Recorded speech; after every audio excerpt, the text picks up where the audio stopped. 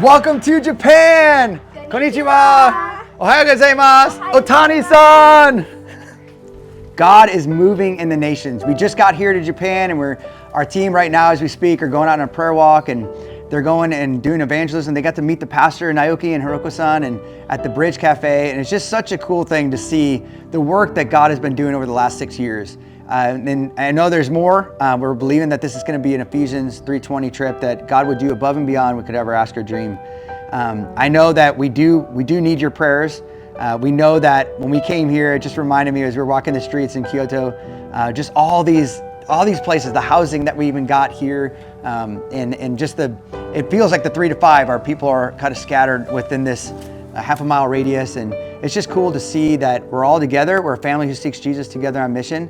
But what I was reminded of 6 years ago is that, 2 weeks in, we were discouraged. We were like, God, we don't know why we're here. We don't know why we spent all this money to come out here.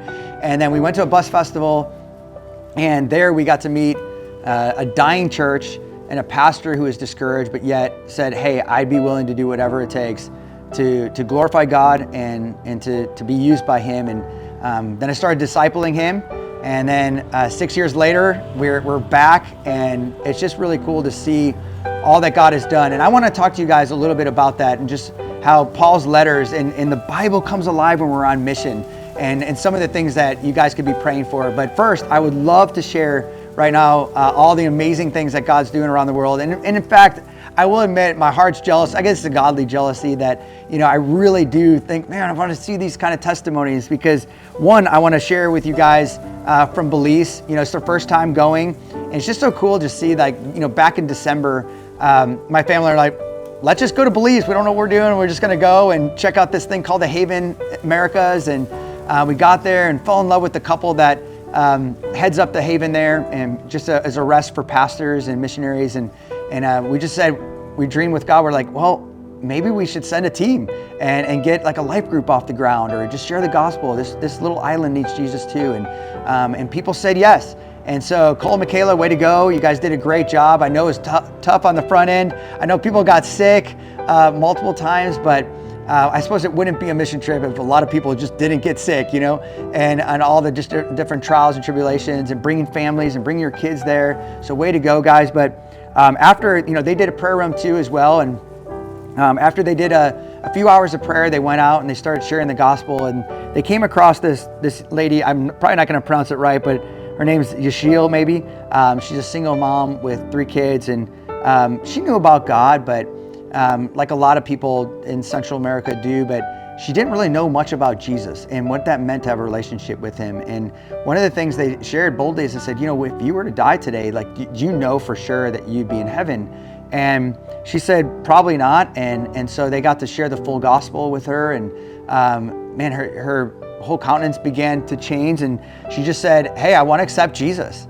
And so just so cool to see, if, I just love how it works. If the obedience of a yes to go in December, just to go check out the Haven, and then bring a team. And if you guys weren't there, this woman would not be saved. And so just pray for her that she'd get discipled and get plugged in. God is moving in Colombia. We just sent a team, and I think they're going to be coming back real soon. And then we're going to send our second team to Armenia, which we got to know some of the people there, the locals there, in 2016. And his name is Juan Camilo, and he has been so faithful. And Kathy and Nathan have been faithful in leading out teams for quite some time now. And just again, I have to say, I'm like, man, I just have this godly jealousy towards these stories of salvation. I just want to see the same thing happen here in an unreached nation in Japan. And so if you guys have been to Colombia, you know what I'm talking about. It'll rain probably about the afternoon, and so you'll be out on outreach, and then all of a sudden this wild storm will come, and everyone has to hide under shelter. And this has happened multiple times. I remember when a guy who, his name's Eric Smith, he carried the cross, and we all got stuck underneath this pavilion, and we started sharing the gospel with 30 to 40 people. Well, again, that happened, and so they took advantage of the storm rather than getting discouraged. They went ahead and just said, hey, all these people got to wait for the storm to end, and they shared the gospel. And there's one of the guys, it was a 14-year-old that they got to know and started sharing, and his parents were deep in this African witchcraft, and they would physically beat him, and he was taken away from his parents, and then decided the state or the country decided that, hey, it'd be good for him to live with his grandma. And so he had been curious about Christianity and whatnot, so they started to share the gospel with him, and he decided to give his life to Jesus. And it's just so cool to see, like, if we were not there, I know sometimes it's so easy for all of us to feel like, what are we doing in the nations? God is moving in the nations, and he's inviting you and me to go and to say yes, because if we don't go and be the hands and feet, I just reminded of Romans 10, if nobody goes and shares, if no one's sent, then they're not going to hear and they're not going to be saved. And so it is so important. All the money's worth it, all the time in the prayers and the support raising and just all the planning. It's so worth it. It's worth this 14-year-old getting saved. And you never know. I mean, I just think of Juan Camilo and how young he was when we first met him, and now he's married and he's being trained for ministry. And it's just so cool to see that you just never know that. And actually here in Japan, Naoki-san and Hiroko-san's son, Koki, is here, and he was 14. He got baptized with us, and now he's 20, and he's taken a year off from college. And just by the sheer providence of God that he took a year off, and now he gets to spend time with us this whole summer. It's just cool to see these young people get saved at such an early age. And it's worth going to the nations to even preach the gospel to the young people. Don't ignore them. It's like Jesus said, bring the children to me. And that's exactly what we did this week in Colombia. We brought the children to him so that he might save them and use them powerfully. A guy named Jorge moved away from Colombia when he was 12 years old, moved to Atlanta for about 15 years, got in some drugs, trouble, prison. He had a rough life. He was deported back to Colombia, and while he was there, I just have a laundry list. I'm gonna make sure I get all this, but this guy has gone through a lot of stuff. He's been there for 2 years now in Colombia, has no family, can't find a job. His favorite sibling, his sister, passed away. He just crashed his motorcycle and woke up with this great desire and this need for Jesus. And of course, went to the wrong people. He ended up trying to talk to some priest and got some convoluted message, but he ended up running into Nathan and Jonathan. And it's just so cool, just the providence of God. Again, just, he pursues us even when we're sinful and we're going our own way. And I just see the hand of God even on this story, and just how he brought two of our best guys, Jonathan and Nathan. I know, Jonathan, you love Colombia. Of course, Nathan, we know you do too. But just got to share the gospel, and he didn't give his life to Jesus, but you know what? Even right now, even at this time, he could be doing that right now, and just giving his life to the Lord and seeing God's gracious hand in his life, even in the midst of both his sin and tragedy and a mess. But we're just praying for salvation, and that he would turn from sin and bondage to the Lord and be saved, and then disciple others in that nation in Colombia. What I love about being in the nations is that the Bible literally comes alive. It's just so cool to see Paul's letters and in the book of Acts, where he's actually going in Acts 14, which I feel like is a definite theme here as we're going back and visiting a church that we established back in 2019, and now we're getting to raise up leaders. And when I was talking to Naoki-san, one of the things he said, he's like, man, I want to see leaders raised up here in this church. And so please be praying for that we get to have amazing opportunities as we go to the Bridge Cafe, or we have team times on Sunday nights where it's called Unite O. That's what they call it. So everyone's going to be coming Sunday night, and we'll be able to brush shoulders with their church and do discipleship throughout the week, and just be praying that God would move through this church. It isn't perfect. I've definitely discovered some things that I want to address, but I know that 1 Peter 4, which I'll be preaching on tomorrow, one of the things it says is that love covers a multitude of sin.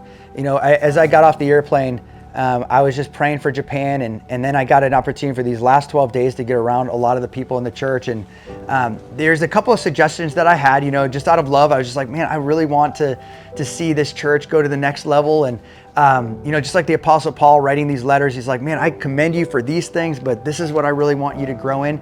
And I would say that it was received, but it definitely was challenging. And I see the challenges that are here. So we're asking God that he would soften the hearts of the people, both in the church, that they would receive teaching. I know Naoki and Hiroko-san, they're busy with the cafe, probably about 90 some percent with cafe, and then about, I don't know, maybe 5 to 10% with the church. And so it's really been challenging. He really wants to get around his people a lot more. They've had some challenges in hiring some people. That had to fire a few people there at the cafe. That's been really hard. But there's a couple that's coming soon, and I think at the 1st of July, if I remember. And so you guys could be praying that couple that I believe they met the Zamoras, or they have connection with the Zamoras, and they're going to be coming to help out with the cafe, and they're new believers.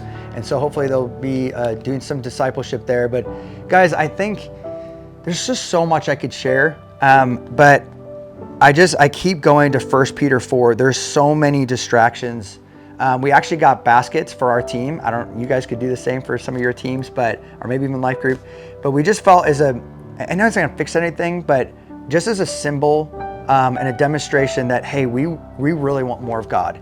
And we're desperate, we need God, we're an unreached nation, and we need him to move. We just got baskets for people's phones, and everyone took out their phone and put it in the basket, and then we did team time for 3 hours. And again, it wasn't like revival or something, but it was just this step in the right direction that says, be sober and be a sound judgment for the purpose of prayer. If we're so distracted and we got so many things going on, we're on YouTube, we're on Instagram, we're texting each other, it just, again, we need to be an undivided people. And Psalm 86 actually says that, may we be undivided, or may God unite our hearts to himself so that he might teach us the fear of God. And you might ask, why do we need to know the fear of the Lord? Because in Jeremiah 32 says this, that God would teach us the fear of the Lord so we may not turn from him. And my prayer for you and my prayer for us in this season is that we might be taught the fear of the Lord again, that we might be stunned by God, that Isaiah 6, stunned by God as we enter in his presence. It's easy to be like, they're the problem, or this is wrong, or that's wrong. And then God saying, you know what? Yes, that's true. You do see the sins. Isaiah was right. He saw the sins of the people. He said, woe to you, woe to you, woe to you. But you know what happened in Isaiah 6? He got in the presence of God. He said, woe is me. It wasn't just woe is you, but it's woe is me. And I believe that is the key to being successful in the nations. And you want to know what success is? It's not what you think, because he got up, right? Isaiah got up, he got cleansed, his mouth got cleansed, he was a man of unclean lips. And then he went out, he said, send me, right? And God sent him. And what happened after that? He was sent to a people that would not hear. And success comes, guys, listen, success comes as we walk with God, as we enter into his presence with the family of God and pray for one another, love one another, and do exactly what he's called us to do, go share the gospel. It is not about results. It is not about getting our quota in evangelism, but it's about being with God and his people and pleasing him and glorifying him so that the people might be reached for his name and he might be glorified.